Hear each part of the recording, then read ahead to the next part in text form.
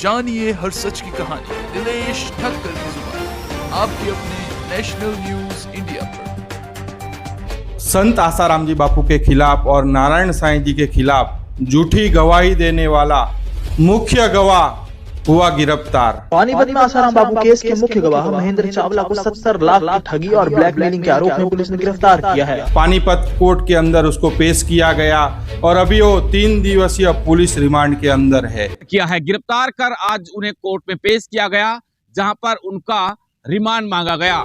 उसके ऊपर आरोप है कि 70 लाख रुपए लेने के आरोप है और सीसीटीवी फुटेज भी सामने आया है सबूत के साथ। मतलब ये मुख्य गवाह पकड़ा गया है। संत सताए तीनों जाए तेज बल और वंश, एड़ा एड़ा के ही गया रावण कौरव केरो कंस। आज झूठे लोग जिन्होंने झूठे आरोप लगाए, संतों से समाज को वंचित किया, ये समाज की कितनी बड़ी उन्होंने हानि की।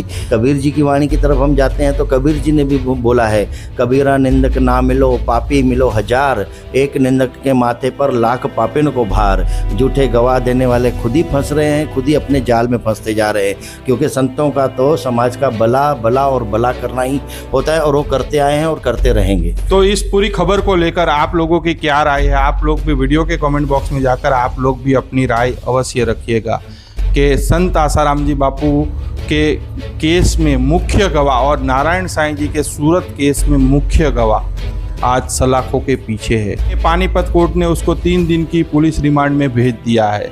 तो ये बहुत ही बड़ी खबर है मैं तो कहूँगा, क्योंकि यही महेंद्र चावला रात दिन टीवी चैनलों में बैठकर संत आसाराम जी बापू के खिलाफ झूठी झूठी बातें बताता था, लोगों को गुमराह करता था। इसने न्यायपालिका को भी गुमराह किया, साथ साथ में इसने समाज को भी गुमराह किया।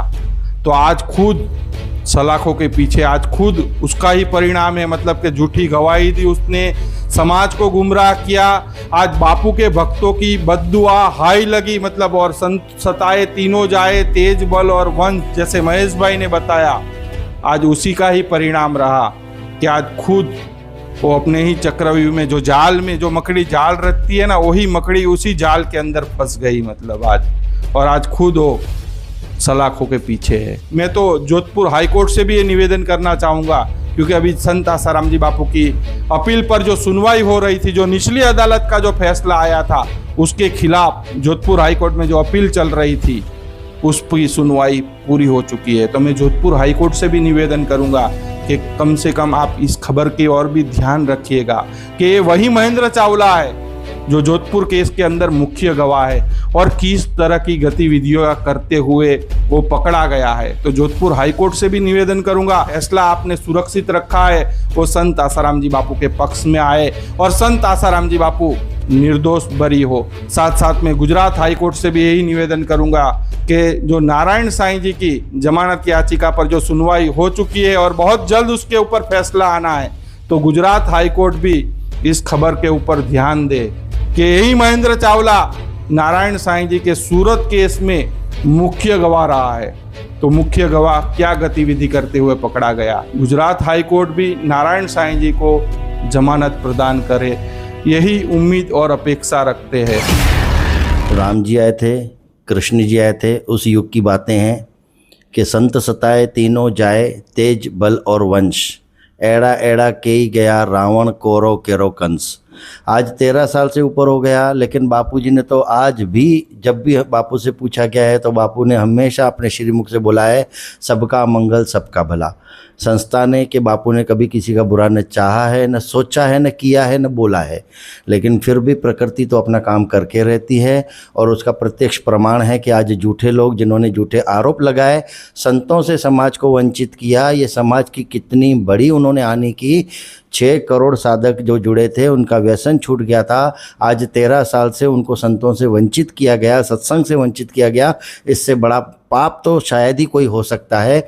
बापूजी आज समाज में 13 साल अगर ये बाहर होते और समाज में घूमते, सत्संग देते, लोगों को दर्शन होता, तो आज और कुछ भारत का नक्शा बदला हुआ होता।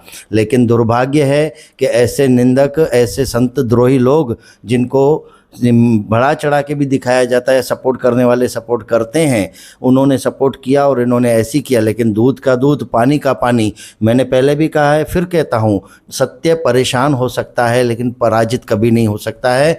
तो आज सत्य की विजय हमको दिख रही है। झूठे गवाह देने वाले खुद ही फंस रहे हैं, खुद ही अपने जाल में फंसते जा रहे हैं, क्योंकि झूठ तो झूठ है, वो कभी न कभी उजागर होता ही है और सत्य तो फिर चमकता ही रहता है। जैसे आपने बताया कि संत आसाराम जी बापू माफ कर देंगे, लेकिन कहीं ना कहीं ऐसा नहीं लगता है कि जो ये भक्तों की हाय, भक्तों की बद्दुआ लगी है इन लोगों पर और अब एक एक करके सबका हिसाब हो रहा है। शास्त्रों में आता है, कीड़ी के पग नेवर बाजे सो भी साहिब सुन्नत है। कीड़ी के पैर में घुंघरू होता है, कीड़ी चलती है, हमको सुनाई नहीं पड़ता पर वो ईश्वर जरूर सुनता है। तो 13 साल से साधकों ने बापू के दर्शन नहीं किए, बापू की याद में बैठे हैं, उनको बापू याद आ रहे थे, फिर भी बेचारों को दर्शन नहीं होता था और संतों के सत्संग से वंचित थे, बापू की वाणी सुनने के लिए तरसते थे। तो उनकी बद्दुआएं, उनकी पीड़ाएं कहाँ जाएंगी? अरे बापू सत्संग करते थे, इतना ही नहीं होता था, उनके सत्संग से तो लाखों करोड़ों लोगों के बैठे बैठे सत्संग में दुख दूर हो जाते थे, कईयों के व्यसन छूट जाते थे वहाँ बैठे बैठे मात्र से। संकल्प ऐसे हो जाते थे कि लोगों को वहाँ व्यसन छोड़ के जाते थे। तो जिनके अंदर ये पीड़ाएं थी, दुख दर्द थे, उन्होंने बापू को पुकारा, बापू की याद में आंसू बहाए। वो आंसू तो व्यर्थ नहीं जाएंगे ना, ये निंदकों के ऊपर ही तो जाएंगे ना, कहाँ जाएंगे? तो आज वो आंसू अपने साधकों ने जो बहाए हैं, आज तक किसी साधक ने कोई गलत कार्य नहीं किया, केवल माला से अपना जप ध्यान गुरु मंत्र किया और सेवा साधना में लगे रहे। तो उसका प्रत्यक्ष प्रमाण दिख रहा है कि आज झूठे लोग कैसे केस में फंस रहे हैं और उनके ऊपर आरोप तो क्या बोल सकते हैं, तो सच्चाई है, कोर्ट के सामने सबूत है। सीसीटीवी फुटेज कैमरा मैंने सुना वो पुलिस को दी गई है, इनको पैसे लेते हुए करते हुए। तो ये सच्चाई तो देर से देर बाहर आनी है और आपके ऊपर ये तो भाई होना है। अब आप सावधान हो जाओ, ये आपको अपनी सूझबूझ का काम लेना चाहिए। तो मतलब समाज को भी इन लोगों ने गुमराह किया, क्योंकि यही महेंद्र चावला टीवी डिबेटों में बैठता था और संत आसाराम जी बापू नारायण साईं जी के खिलाफ झूठी झूठी बातें बोलता था और टीवी चैनलों ने झूठी झूठी खबरें चलाई। मतलब समाज को भी इन लोगों ने गुमराह किया, साथ साथ में न्यायपालिका को भी इन लोगों ने गुमराह किया। तो समाज को भी ये वस्तु देखनी चाहिए कि जो व्यक्ति दिन रात टीवी चैनलों में बैठता था और संत आसाराम जी बापू नारायण साईं जी के केस में मुख्य गवाह रहा, आज खुद वो सलाखों के पीछे है। बिल्कुल, ये तो होना ही है, क्योंकि देखो आप अच्छा नहीं कर सकते हो तो न करो, लेकिन बुरा तो कम से कम मत करो, अपनी पीढ़ियां तो बर्बाद मत करो। ये शास्त्रों की बातें हैं कि संत सताए तीनों जाए तेज बल और वंश, एड़ा एड़ा के ही गया रावण कोरो के कंस। कबीर जी की वाणी की तरफ हम जाते हैं तो कबीर जी ने भी बोला है, कबीरा निंदक ना मिलो पापी मिलो हजार, एक निंदक के माथे पर लाख पापिन को भार।